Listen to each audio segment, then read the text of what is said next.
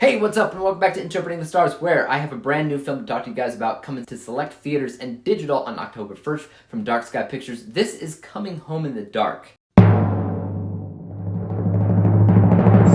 Coming Home in the Dark is essentially about a family that go on a vacation in the middle of nowhere, and they're approached by a couple of vagrants who show up out of the blue and take this family hostage. What they plan to do is completely unknown, but nobody is safe. In general, the plot to Coming Home in the Dark is super straightforward and doesn't sound like much. We see kidnapping films all the time. Indoor, outdoor, doesn't really matter. But this one has got to be one of the best that I've personally ever seen because it is absolutely unforgiving and heartless. There's this grave sense of impending doom throughout the film, and the feeling is absolute dread and hopelessness because these vagrants, what they normally do, without thinking, is kill everybody that they run into. Everybody, period. They kill them, they take their stuff, their money, their food, their vehicles, anything and everything, and then they move on to the next unfortunate soul. That is how they live, essentially. But there's something about this family in particular that stops them from killing them right away. They have an agenda, and they take these people for a ride. And it's insane, guys. This is easily one of the most tense films that I've seen this year because you feel like you are the one being kidnapped. You are the one fearing for your life. And if I could, I'd break down just what it is that these maniacs do from the get-go, but I honestly don't want to ruin it for you. That's part of what makes this film so good, the absolute unpredictability of it all. And the performances by absolutely everybody is incredible. Daniel Gillies basically plays the main bad guy, I guess you could say, and he is terrifying. His role alone makes me feel like this movie is the scariest film all year. And it's scary because it's real. No ghosts, no supernatural creatures popping up, just crazy people who are absolutely cold, callous, and uncaring. I was uncomfortable watching this movie, to be honest. I just had this feeling in the pit of my stomach that nothing in this film would end well. Nothing. They're just torturing these people because they don't plan to keep them alive, and we know that.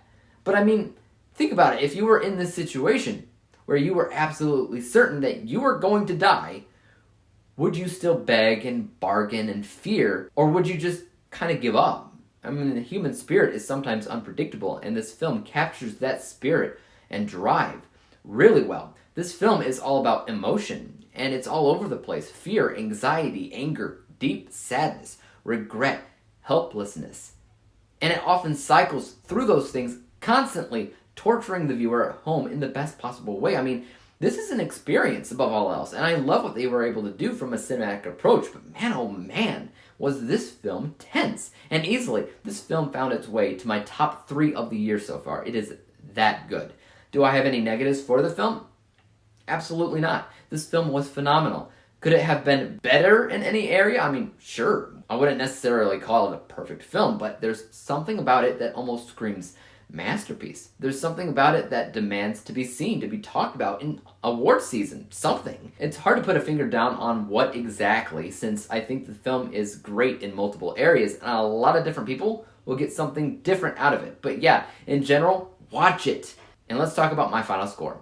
From a technical vantage point, this film works very well. You'll get pulled into the aesthetics of the film from the get-go, which is filmed in the beautiful landscape of Wellington, New Zealand. The performances from everybody were so good that I kind of forgot that I was watching actors. I've seen Daniel in a ton of things, and he's usually a fun, likable guy, but if I were to talk to him face to face, I might be a little bit scared and apprehensive. He pulled off deranged a little bit too well here.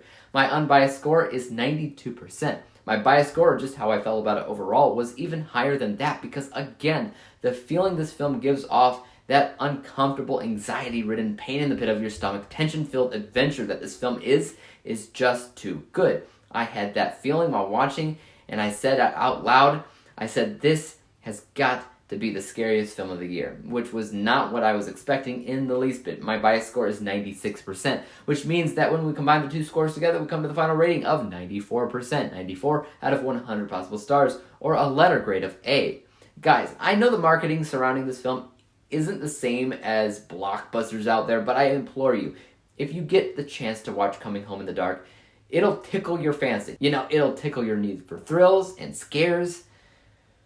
Whew! But if you have seen it already, Please let me know your thoughts on it in the comment section down below. And as for YouTube, you guys know what to do. Hit that subscribe button and bell to be notified when I come out with my next review. And until then, peace out. Dave examines movies we just watch for fun.